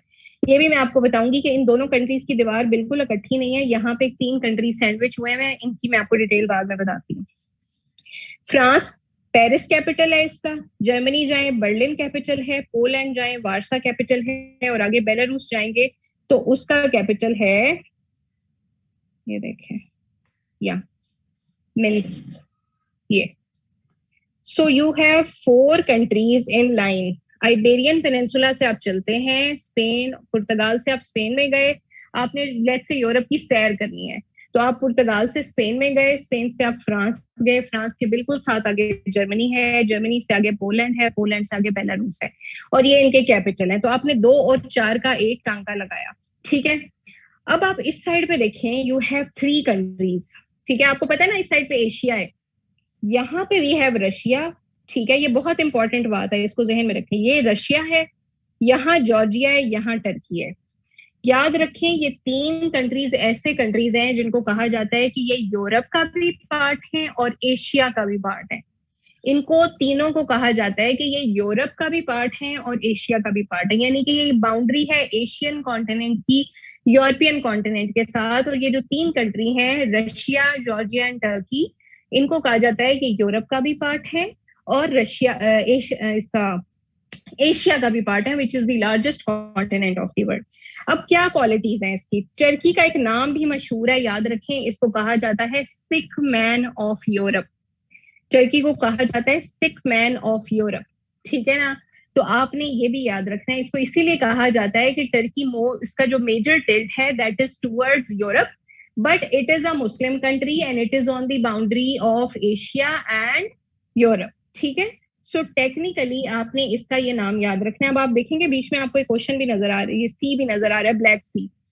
ब्लैक सी को कहा जाता है, ये वो सी है जो एशिया और यूरोप को अलग करता है, ठीक है। एशिया और यूरोप को अलग करने वाला सी जो है वो ब्लैक सी है, क्योंकि ये तीनों कंट्रीज एशिया का भी पार्ट है और यूरोप का भी, ये सारा यूरोप है। तो ब्लैक सी वो कंट्री है जो एशिया और यूरोप को सेपरेट करता है। Black Sea is very important, तो ये मैं आपको अभी थोड़ी देर में इसकी मजीद डिटेल भी बताऊंगी। अच्छा, ये तो हो गया हमारा एक लाइन वाले कंट्रीज। अब आपको आई होप क्लियर होंगे कि ये वाली पूरी लाइन हमने कर ली। अब हमने कॉन्टिनेंट को डिवाइड करना है, आधा कॉन्टिनेंट ऊपर है, ठीक है, आधा कॉन्टिनेंट इसके नीचे है। नीचे वाला थोड़ा सा टफ है, ठीक है, उसको करने के लिए हम सेपरेट क्लास आई बिलीव हमारी होनी चाहिए, लेकिन नीचे वाले की मैं थोड़ी सी आपको डिटेल अभी बताऊंगी ताकि आपको एक रफ सा यूरोप का आइडिया हो जाए। याद रखें, जर्मनी और फ्रांस से नीचे ना हमारे पास है, एक मिनट, ये देखें, जर्मनी और फ्रांस के दरमियान ना ऐसे एक वो बना हुआ है, कंट्री बना हुआ है Switzerland, the most peaceful country of the world है। इनको कोई दुनिया में किसी से कोई मसला नहीं है, ना इनसे किसी को मसला है। याद रखें, आपने लॉन्ग बूट देखा हुआ है, जो ये लड़कियों के शूज होते हैं जो घुटनों तक होते हैं, लॉन्ग शूज, ब्लैक वाले या किसी भी कलर के। ये देखें, इस तरह लग रहा है कि ये एक लॉन्ग शू है, ठीक है, और ये ऐसे लग रहा है उसके ऊपर फर लगी हुई है, ऐसे लग रहा है कि एक लॉन्ग बूट पड़ा हुआ है और उसके ऊपर फर लगी हुई है। तो याद रखें, जर्मनी और फ्रांस के दरमियान ना एक लॉन्ग शू है और उसके ऊपर फर लगी हुई है। तो जो लॉन्ग शू है ना हमारे पास, इसको हम कहते हैं इटली। अब अगर आप ध्यान दें तो इटली भी एक पेनिनसुला है, ऐसे ही है ना, ऊपर लैंड है, नीचे 3 साइड पे वाटर है, तो इसका नाम है लॉन्ग शू या बूट पेनिनसुला कहते हैं इसको। Italy itself is boot peninsula और लॉन्ग शू पेनिनसुला। तो आपने ये चीज याद रखनी है। और इटली का क्योंकि लॉन्ग बूट है, उसके ऊपर थोड़ा सा हमने उसको फंकी करना था, तो उसके ऊपर हमारे पास एक फर वाला एक लगा हुआ है, थोड़ी सी फर लगी हुई है, उसके स्टाइल में आप ऐड कर लें। इसको हम कहते हैं स्विट्जरलैंड। तो Switzerland is on the top of Turkey and Italy, sorry, top of Italy, और इटली और स्विट्जरलैंड जो है ये इनके ऊपर जो है they are sandwich between France and Germany. अब ये देखें आपके सामने ना, ये एक छोटा सा इटली के सामने ना ये पड़ा हुआ है, एक ये येलो और एक पर्पल। हमेशा याद रखें, इस दुनिया में जितने कलर्स बने हुए हैं ना, लेट्स से इटली है ना, तो इटली का जो इटली से रिलेटेड चीजें होंगी उसका कलर ये होगा सेम। अब ये येलो कलर आ रहा है यहाँ पे, तो it's automatically connected to France. ये पर्पल कलर है तो it's automatically connected to Italy. मैं इटली और स्विट्जरलैंड करा रही हूँ, बाल्कान पेनिनसुला अभी नहीं कराऊंगी आपको, नेक्स्ट क्लास में करेंगे हम। अच्छा, इटली के फ्रंट पे हमारे पास 2 आइलैंड्स हैं। आइलैंड क्या होता है? जिसके चारों साइड पे पानी होता है, ठीक है। पेनिनसुला वो होता है जिसके 3 साइड पे पानी होता है। अच्छा, एक आइलैंड है येलो कलर का, यानी ये येलो फ्रांस से लिंक्ड है। फ्रांस का ये आइलैंड है जिसका नाम है कॉर्सिका आइलैंड। अभी जो कॉर्सिका आइलैंड है ये एक ऐसा आइलैंड है जिसकी इंपॉर्टेंस हम ऐसे करते हैं कि नेपोलियन बोनापार्ट 1979 में, सॉरी 1779 में हमारे पास क्या आया था, रेवोल्यूशन आया था, जिसको हम कहते हैं कि फ्रेंच रेवोल्यूशन जिसका नाम है, ठीक है। क्योंकि 1776 में अमेरिकन रेवोल्यूशन आया था। अब उसके बाद नेपोलियन बोनापार्ट ने फ्रांस के थ्रू पूरी दुनिया पे कब्जा करने की कोशिश की थी और नेपोलियनिक वॉर्स हुई थी और यूरोप सारा जो है दोबारा से इन सारे कंट्रीज में ना मसले हो गए थे, क्योंकि नेपोलियन जो है वो चाहता था कि मैं इस सब के ऊपर कवर करूं। फिर 1815 में जब नेपोलियन को हराया गया और उसके बाद दोबारा से एक ट्रीटी की गई जिसे कॉन्सर्ट ऑफ यूरोप कहते हैं, उसके बाद दोबारा से यूरोप को जो है वो पीसफुल ट्रीटी के थ्रू हमने चुप कराया। अदरवाइज दुनिया में सबसे देखने में ना मैप के अंदर यूरोप दिखने में सबसे छोटा है, लेकिन पंगे सबसे ज्यादा यूरोप ने लिए हुए हैं। वर्ल्ड वॉर 1 भी इधर, वर्ल्ड वॉर 2 भी इधर, सारे पंगे इनके, ठीक है। बाकी सारी दुनिया हालांकि ज्योग्राफी के लिहाज से बहुत आगे है, लेकिन इनका सिस्टम और इनके जो लोग हैं उनकी और जरा क्वालिटी में। अच्छा, कॉर्सिको आइलैंड का आपने याद रखना है कि this is part of France, ये फ्रांस के एडमिनिस्ट्रेशन में है और नेपोलियन बोनापार्ट जो है वो इसमें जो है वो पैदा हुआ था। अच्छा, उसके बाद आ जाता है हमारे पास सार्डिनिया आइलैंड। सार्डिनिया आइलैंड हमारे पास इटली का आइलैंड है। अब अगर आप ध्यान करें तो कॉर्सिका और सार्डिनिया आइलैंड के दरमियान एक वाटर बॉडी है जो निकल रही है इस तरह, ठीक है। यानी दो लैंड एरियाज को सेपरेट करी है, तो डेफिनेटली ये कोई स्ट्रेट होगी। तो याद रखें यहाँ पे जो स्ट्रेट इसको सेपरेट करी है इसको कहते हैं स्ट्रेट ऑफ बोनीसेस्को। ये खैर मैंने आपको ऐसे बता दिया, ये हम फिजिकल फीचर्स में भी करते होते हैं। अच्छा, ये हमारी यूरोप की लाइन ड्रॉ हो गई ऐसे, उसके बाद हमारा लॉन्ग बूट आ गया। अब हम जाएंगे ऊपर वाली साइड पे, ठीक है। याद रखें कि यूरोप में यहाँ पे अभी हमने किया था फ्रांस और जर्मनी, नीचे सैंडविच हुआ है स्विट्जरलैंड और इटली, और ऊपर हमारे वी शेप कंट्री सैंडविच हुए हैं। 3 कंट्रीज हैं जिनकी शेप वी की तरह की है, ये सैंडविच हुए हैं। और इसको हम 3 कंट्रीज को मिला के कहते हैं बेनीलक्स स्टेट। बेनीलक्स स्टेट्स, इसका भी आपने इसी तरह राइट्स कनेक्ट करने हैं, ठीक है। लाइन को आपने बाउंड्री बनानी है। आपको याद होना चाहिए फ्रांस एंड जर्मनी जो है इनके नीचे भी, मतलब आप समझे कि फ्रांस और जर्मनी में दरार है, इनमें दरार है क्योंकि इनमें आपको पता है कश्मीरी इशू जैसा एक खड्डा है, ठीक है। इनमें दरार होने की वजह से नीचे भी 2 कंट्रीज इसमें अटैच हैं और ऊपर 3 कंट्रीज अटैच हैं। आपने इसको इस तरह से याद कर लिया। जो नीचे था वो स्विट्जरलैंड और इटली है, यानी लॉन्ग बूट है नीचे, और ऊपर हमारे पास वी शेप जो है वो हमारे पास वो है स्टेट्स हैं जिनको हम कहते हैं बेनीलक्स स्टेट। अब ये जो 3 स्टेट हैं ये कौन सी वाली हैं, तो याद रखें यहाँ पे वी हैव 3 स्टेट्स। कंट्री का नाम सारे कैपिटल वर्ड्स में लिखा होता है, ठीक है, और कैपिटल जो होता है वो सेंटेंस केस के अंदर लिखा होता है। नेदरलैंड है, बेल्जियम है और लग्जमबर्ग है। 3 कंट्रीज हैं, नेदरलैंड, बेल्जियम एंड लग्जमबर्ग। अब नेदरलैंड जो है इसका पुराना भी एक नाम है जिसको कहते थे हॉलैंड, अब इसका नाम चेंज होकर नेदरलैंड्स बन गया हुआ है। तो आपको ये भी पता होना चाहिए कि नेदरलैंड का पुराना नाम हॉलैंड है और इसका नया नाम जो है वो नेदरलैंड्स है। नेदरलैंड का कैपिटल है एम्स्टरडैम, बेल्जियम का कैपिटल है ब्रसल्स एंड लग्जमबर्ग का कैपिटल है लग्जमबर्ग सिटी। ये 3 वी शेप कंट्रीज हैं और इनको हम कहते हैं बेनीलक्स स्टेट्स, ठीक है। इसी तरह जब हम पोलैंड और बेलारूस में जाते हैं तो इनके दरमियान भी ऊपर 3 कंट्रीज अटैच हैं, उसी तरह जैसे जर्मनी और फ्रांस के दरमियान अटैच हैं। ये 3 कंट्रीज जो है इनको हम कहते हैं एल कंट्रीज, ठीक है, ELL। एस्टोनिया, लैटविया, लिथुआनिया, ठीक है, एस्टोनिया, लैटविया, लिथुआनिया, और इन 3 कंट्रीज को हम कहते हैं बाल्टिक स्टेट्स। पिछली हमने जो की थी वो बेनेलक्स स्टेट्स थी, इनको हम बाल्टिक स्टेट इसलिए कहते हैं क्योंकि ये देखें कि पोलैंड के ऊपर भी है बाल्टिक सी, तो उसकी वजह से इनको बाल्टिक स्टेट्स कहते हैं। अच्छा, बाल्टिक स्टेट्स जो हैं एस्टोनिया, लैटविया एंड लिथुआनिया है। एस्टोनिया का कैपिटल आपने याद रखना है टैलिन है, लैटविया का कैपिटल हमारे पास रीगा है और लिथुआनिया का कैपिटल है विनिलस, ठीक है। अब जो विल्नियस है वो आपने इस तरह से भी कर सकते हैं कि ELL,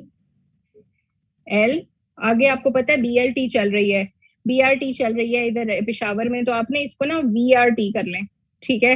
विनिलस, रीगा और टैलिन।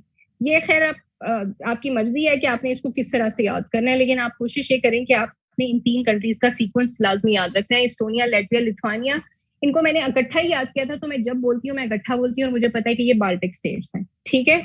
अब आपको MCQ आता है बाल्टिक स्टेट्स कौन सी हैं आपको पता है। अब आप अगर यहाँ से मैप को देखेंगे तो आपको ये वाला एरिया, ये क्लियर हो चुका है। आपको इसके अलावा जो है यहाँ पे हमारे पास ये बाल्कान पेनिनसुला है, ये हम कल करेंगे, और हम बाल्कान बॉर्ड्स का भी जिक्र करेंगे हमारी नेक्स्ट क्लास में। अच्छा, फिर आ जाता है हमारे पास ऊपर, अब हम चले जाएंगे। ये देखें, जर्मनी के टॉप पे ना छोटा सा लैंड एरिया है और उसके साथ 3 साइड पे वाटर अटैच है। तो ये कंट्री है जिसको हम कहते हैं Denmark. Denmark itself is peninsula. एक पेनिनसुला है डेनमार्क जिसका नाम है Jutland peninsula. Jutland peninsula. Denmark जो है ये एक कंट्री है जिसका कैपिटल है कोपेनहेगन। तो डेनमार्क जो है वो जर्मनी के साथ, आपने देखा जर्मनी के पंगे सबके साथ थे, और जर्मनी ही ऐसा ज्योग्राफिकली कंट्री है जिसमें डिफरेंट कंट्रीज अटैच हुए हैं। बेनेलक्स स्टेट्स अटैच हैं, स्विट्जरलैंड, इटली अटैच हैं, उसके बाद हमारे पास ऊपर डेनमार्क यानी जेटलैंड पेनिनसुला भी जर्मनी के साथ अटैच है। तो आपको इस तरह ही ये चीजें अपने माइंड में क्लियर होती जाएंगी। तो डेनमार्क जो है वो जो है इसको हम कहते हैं कि ये जटलैंड पेनिनसुला है। और यहाँ पे अगर आप देखें, ये जो है ना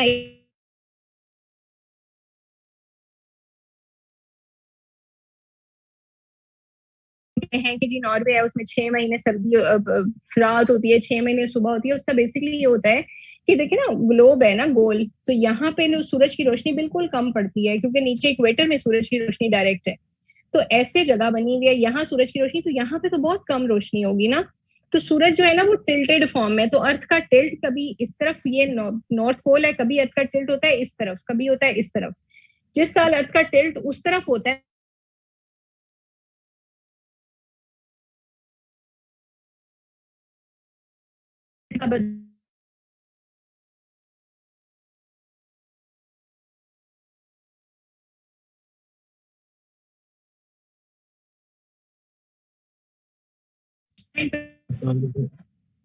मैम आवाज का इशू आ रहा है।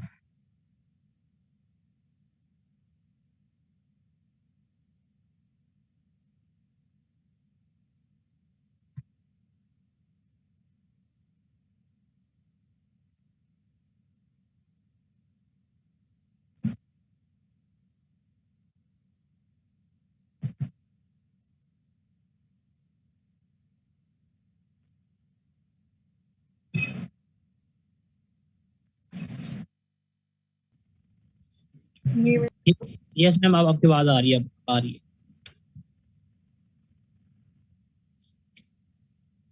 इंटरनेट मेरा डिस्कनेक्ट हो गया था। ओके ओके, चलें जी, अब हम चले गए ऊपर, हमने इसको ड्रॉ किया और हमें पता चला कि जो ये जो 4 स्टेट्स है ना, ये वाली, ये जो 4 स्टेट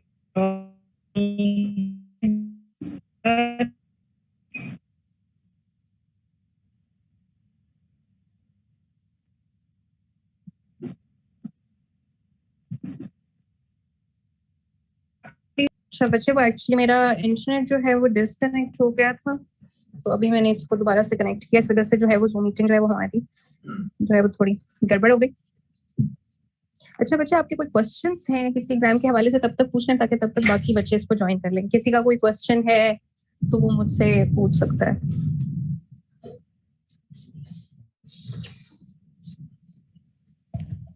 अस्सलाम वालेकुम मैम।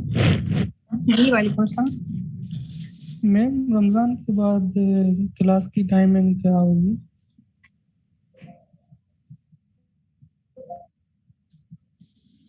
जी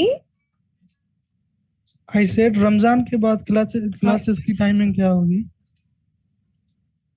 क्लास की टाइमिंग एक्चुअली मैं होती हूँ ऑफिस, तो रमजान, अभी तो रमजान में 2 बजे मैं वापस आ जाती हूँ, तो इस वजह से टाइमिंग जो है वो जो मैंने उसमें चेंजेस किए या जो जो हम मेरे स्टूडेंट्स के फीडबैक हैं कि उन्हें इस क्लास का क्या फायदा, वो सब कुछ मेरे पास है, हर चीज शेयर हुई हुई है। तो वो बच्चे नॉर्मली अपनी प्रैक्टिस मुझे सेंड करते थे, यानी कि उन्हें मैंने फर्स्ट करें यूरोप पढ़ाया तो यूरोप का मैप ड्रॉ करेंगे। अब जो मैं देखूंगी ये उस बच्चे ने 20-25 पेजेस उस मैप को बार बार ड्रॉ किया है, तो उसको ऑटोमेटिकली मुझे पता चल जाएगा कि उसको मेमोराइज हुआ हुआ है।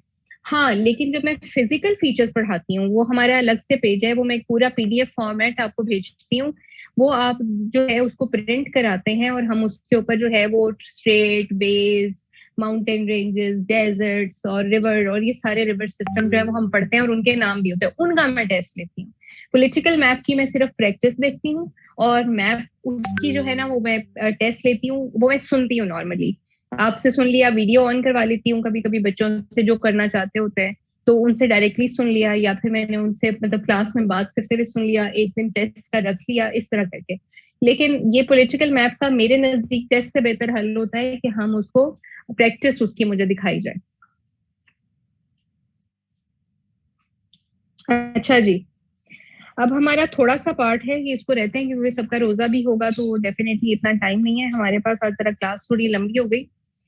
तो यहाँ पे हम थे कि स्कैंडिनेवियन स्टेट्स हैं ये, ठीक है। स्कैंडिनेवियन, इनको आपने याद रखना है, जिस तरह जटलैंड पेनिनसुला को याद रखा। यूरोप में हमारी इस तरह की 3 स्टेट्स आएंगी, Benelux, Baltics and Scandinavian state, ठीक है। वैसे बाल्कान स्टेट्स भी हैं नीचे, लेकिन आपने इन 3 को मेन याद रखना है।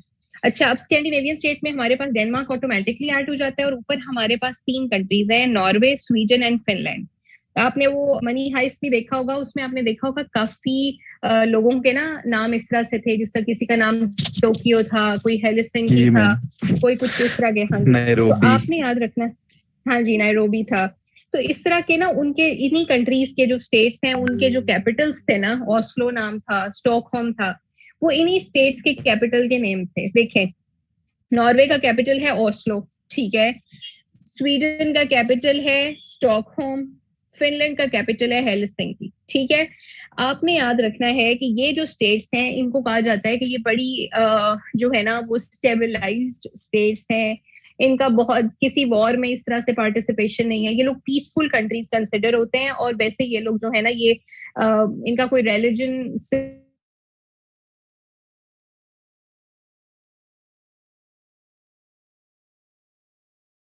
जो है इनका ये कोई एंटी रिलीजियस होना, तो एथियस्ट कहते होते हैं इनको। और ये लोग ना सिर्फ पीस पे बिलीव करते हैं और अपनी लाइफ को अपने तरीके से जी रहे हैं, ठीक है। तो ये जो स्कैंडिनेवियन स्टेट्स हैं, आपने याद रखना है कि इनमें एजुकेशन सिस्टम बहुत अच्छा है। नॉर्वे का याद रखें, नॉर्वे की जो पार्लियामेंट है उसमें विमेन की तादाद मर्दों से ज्यादा है, ठीक है। और ये लोग बहुत ज्यादा स्टेबलाइज्ड फॉर्म के कंट्रीज हैं, ना इनका कोई economic as such major issue है, ना इनका क्लाइमेट का एज सच मेजर इशू है, ना इनका कोई political as such major issue है। तो स्कैंडिनेवियन स्टेट्स यूरोप की जो हैं वो पीसफुल स्टेट्स काउंट होती हैं। नॉर्वे, स्वीडन एंड फिनलैंड ऊपर को, नीचे हमारे पास आ जाता है डेनमार्क। अच्छा, याद रखें, एक कंट्री का अगर एक पार्ट इधर डेनमार्क है ना, तो दुनिया के किसी दूसरे कोने पे उसी की ही एडमिनिस्ट्रेटिव टेरिटरी भी मौजूद होती है। हमारे पास नॉर्थ अमेरिका के साथ ही ना ग्रीनलैंड मौजूद है, ठीक है। नॉर्थ अमेरिका के साथ ग्रीनलैंड मौजूद है, और ग्रीनलैंड को कहा जाता है कि ये एक आइलैंड है। आपको पता है आइसलैंड है ना लेफ्ट साइड पे, नॉर्थ अमेरिका के बिल्कुल साथ ना ग्रीनलैंड है। तो ग्रीनलैंड जो है वो बेसिकली डेनमार्क की टेरिटरी है, ठीक है ना। तो ये जो है ये हमने याद रखना है कि डेनमार्क इधर है ऑरेंज कलर का, ये इधर ऊपर आइसलैंड है, और यहाँ पे आगे करके ना थोड़ा सा उसके साथ ग्रीनलैंड वैसे ग्रीन कहलाता है लेकिन ये बर्फ से भरा होता है। और आइसलैंड जो है ये वैसे आइसलैंड कहलाता है लेकिन ये टोटल ग्रीन है, ठीक है। ये भी आपने याद रखना है। तो वो डेनमार्क की टेरिटरी है। देखने में डेनमार्क छोटा है लेकिन इसकी एडमिनिस्ट्रेटिव टेरिटरी बहुत बड़ी है। अच्छा जी, किसी ने सवाल किया हुआ है कि स्कैंडिनेवियन का मतलब क्या है। देखिए, स्कैंडिनेविया इनका जो है ना ये जिस तरह हमारा है ना, हम पंजाबी हैं, इस तरह इनकी लैंग्वेज है। तो स्कैंडिनेवियन उन लोगों की उसकी वजह से इसको स्कैंडिनेवियन कहते हैं कि जो स्कैंडिनेवियन लोग हैं वो यहाँ पे रहते हैं, तो इस वजह से इसको स्कैंडिनेविया कहा जाता है। अच्छा, ये हमारे पास हो गए। अब आ जाता है हमारा इम्पोर्टेंट पार्ट जिसको हम यहाँ पे करेंगे, जिसको बहुत जरूरी पार्ट कहा जाता है यूरोप का, जिसमें हमारे पास यूनाइटेड किंगडम है और रिपब्लिक ऑफ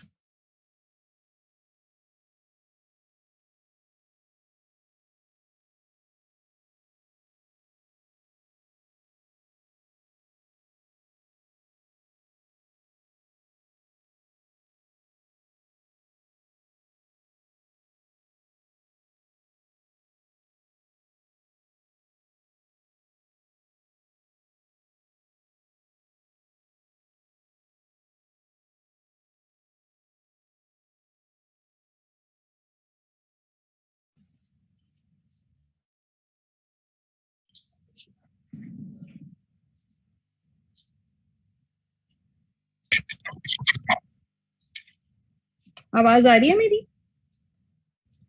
यस मैम, अभी आई और है। थोड़ा सा ना यहाँ इस्लामाबाद, एक्चुअली मैं इस्लामाबाद में हूँ और इस्लामाबाद में ना इस वक्त बहुत बुरा मौसम हुआ है, एक्सट्रीमली बैड वेदर, और उसकी वजह से इंटरनेट का थोड़ा सा इशू आया हुआ है। तो अच्छा, अब हमने ये देखना है कि स्कैंडिनेवियन स्टेट्स के बाद हमारे पास ये अपने याद रखना है, हमें पता है कि अभी अभी रिसेंटली ब्रेग्जिट हुआ है। ब्रेग्जिट क्या है कि ब्रिटिश ने एग्जिट कर लिया है कहाँ से? यूरोपियन यूनियन से। अब आपको यही पता ना हो कि यूरोपियन यूनियन क्या है, इसके इंपॉर्टेंट कंट्रीज कौन से हैं, तो फिर आप ये नहीं कर सकते, ठीक है? तो European Union is basically an organisation जो कि यूरोपियन कंट्रीज, जो कि हमने अभी अभी पढ़े हैं, उसके अंदर है। और उसमें आपने याद रखना है कि 28 कंट्रीज से मिलकर ऑर्गेनाइजेशन बनी थी। आपको पता है कि यूरोप हमेशा वॉर पे रहा है, वर्ल्ड वॉर 1 में भी वॉर पे, वर्ल्ड वॉर 2 में भी वॉर पे। तो इन लोगों ने डिसाइड किया कि हम ग्लोबलाइज्ड हो जाते हैं, हम अपने कंट्रीज के आपस में बॉर्डर्स खोल देते हैं। ये सारे कंट्रीज यूरोपियन यूनियन का पार्ट है, ठीक है? इन्होंने कहा कि हम अपने बॉर्डर्स खोल देते हैं, अपनी ट्रेड वगैरह, लोगों का आना जाना हम ओपन कर देते हैं, हम दोस्त बन जाते हैं, क्योंकि हमारे अंदर बहुत ज्यादा नेशनलिज्म भरा हुआ है। तो हम जब दोस्ती करेंगे तो ऑटोमेटिकली हमारा इशू रिजॉल्व होगा। तो फिर जब इन्होंने यूरोपियन यूनियन बनाई, 28 कंट्रीज का पार्ट बने, जिसमें जर्मनी, फ्रांस, ये सारे यही वाले यूरोप की कंट्रीज थे, इनकी ट्रेड बहुत ज्यादा बूस्ट की। 2008 तक इसने एक्सेप्शनली अच्छा ग्रो किया, इनको इतना इकोनॉमिक फायदा हुआ, इतना ज्यादा कि इनके जितने डिप्रेशन थे, जितने इनके इकोनॉमिक रिसेशन थे, वो खत्म हो गए। इनके लोगों का आना जाना, सब कुछ, हर चीज यूरोप में जो है ना वो परफेक्ट हो गई। इसी को देखते हुए फिर दुनिया में और रीजनल ऑर्गेनाइजेशन बनी थी, जैसे सार्क बनी, एससीओ बनी, आसियान बनी, इस तरह और रीजनल ऑर्गेनाइजेशंस बनी, ठीक है? आपने याद रखना है कि यूरोपियन यूनियन में जब ये शुरू में इनका एक पूरा एक पार्लियामेंट है यूरोपियन यूनियन की, इनकी ना मेंबरशिप फीस होती है बहुत ज्यादा। तो ब्रिटेन ने, जो बेसिकली यूनाइटेड किंगडम है, ये यूरोपियन यूनियन का पार्ट था, ठीक है? और इसको बहुत ज्यादा पेमेंट करनी पड़ती थी। बहुत अरसे बाद जब इसने फील किया कि अच्छा यूरोपियन यूनियन में अब लोगों का आना जाना इतना हो गया कि लंदन में लोगों की तादाद बहुत ज्यादा हो गई है, बाहर के लोगों की। और ये जो लोग लेबर करने, बेसिकली इनके पास ना लेबर बहुत महंगी थी, इनको चाहिए थे एशिया के और दूसरे कंट्रीज के लोग जो आके इनकी फैक्ट्रीज में काम करें और सस्ती लेबर इनको मिलती, इसलिए इन्होंने ना लोगों को पहले आने दिया, इन्फिल्ट्रेशन ऑफ इन्होंने माइग्रेंट्स की। फिर जब आहिस्ता आहिस्ता इन्हें फील हुआ कि अच्छा ये तो लोग हमसे ज्यादा हो रहे हैं और इनको हमारी नौकरियां मिल रही हैं, तो फौरन से इनके लिए ग्लोबलाइजेशन बुरी होना शुरू हो गई। यानी कि जब तक इनको 90 और 10% का फायदा होता है ना, कि अगले को 10% फायदा और आपको 90% हो रहा हो, तब तक ये ग्लोबलाइजेशन भी इन्हें पसंद है, तब तक इन्हें नेशनलाइजेशन भी पसंद है, तब तक इन्हें इंपीरियलिज्म भी पसंद है। ये लोग अपना इतना ज्यादा फायदा सोचते हैं कि द मोमेंट इन्हें लगता है ना कि अगले कंट्री को 50% और हमें 50% फायदा हो रहा है, ये तब भी उस चीज को छोड़ देते हैं। ग्लोबलाइजेशन की इन्होंने, ठीक है, वर्ल्ड कंट्रीज ने, इनको था कि जी वेस्ट से जो हमें, जो ईस्ट से हमें लेबर मिल रही है, इनका रॉ मटेरियल हमें मिल रहा है, ओपन ट्रेड हो रही है, इनको जब तक एक्सेप्शनली ज्यादा फायदा था, इन्होंने ग्लोबलाइजेशन की। अब क्योंकि सेचुरेशन पॉइंट आ जाता है, देखिए आपने पानी में चीनी को मिक्स करना है, आप उसे मिक्स कर रहे हैं, पानी मीठा हो ही जा रहा है। आपने इतनी चीनी मिक्स कर दी है कि एक पॉइंट आएगा कि पानी सेचुरेट हो जाएगा, पानी के अंदर और कैपेसिटी नहीं होगी कि वो और चीनी को मिक्स कर सके। तो जब सेचुरेशन पॉइंट आ जाता है तो उसके बाद मजीद आप चीनी नहीं मिक्स कर सकते, उसमें जो मिक्स करेंगे वो नीचे बैठ जाएगी, ठीक है? इसी तरह ग्लोबलाइजेशन के बाद जब इन्हें ब्रेग्जिट का क्यों नीड हुई, क्योंकि लंदन में यूके को ये फील हुआ कि पहले तो हमें बड़ा यूरोपियन यूनियन का फायदा था, हमारे साथ ट्रेड ओपन थी, हमारी माइग्रेशन ओपन थी, हर चीज से हमें जो है वो फायदा हो रहा था, लेबर मिल रही थी। लेकिन अब हमें नुकसान हो रहा है, अब हमें उतना फायदा नहीं हो रहा। तो इन्होंने कहा कि हमें क्यों जरूरत है यूरोपियन यूनियन के साथ होने की, जब हम अपनी ओपन ट्रेड वैसे भी कर सकते हैं, अपने बॉर्डर्स क्लोज करके भी कर सकते हैं। तो इन्होंने कहा कि हम यूरोपियन यूनियन छोड़ देंगे। उसके लिए इन्होंने अपना एक ब्रिटिश एग्जिट का एक रेफरेंडम कराया था और उसमें एक वोट से ये लोग जीत गए थे, यानी 51% और 50 का आया था इनका ना, तो उससे ये लोग जीत गए थे। अच्छा, अब पहले मैं आपको इनकी एक बेसिक साइंस समझाती हूँ जो अक्सर लोगों को नहीं पता होती।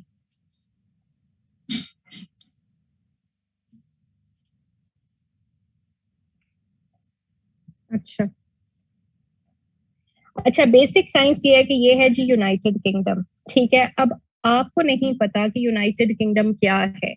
यूनाइटेड किंगडम कहते हैं 4 जो है ना इनके स्टेट्स हैं उससे मिलके बना हुआ है, ठीक है?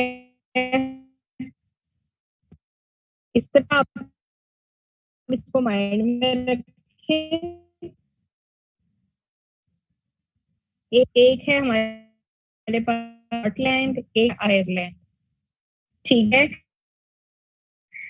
रखें ईस्ट और वेस्ट है ना, ठीक है।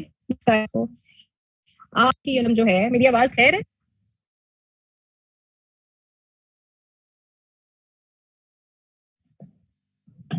मैम रुक रुक के आ रही है।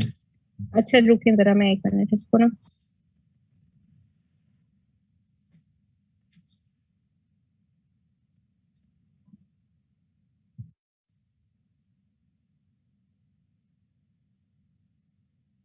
अब आ रही है मेरी आवाज क्लियर? यस मैम अब आ रही है।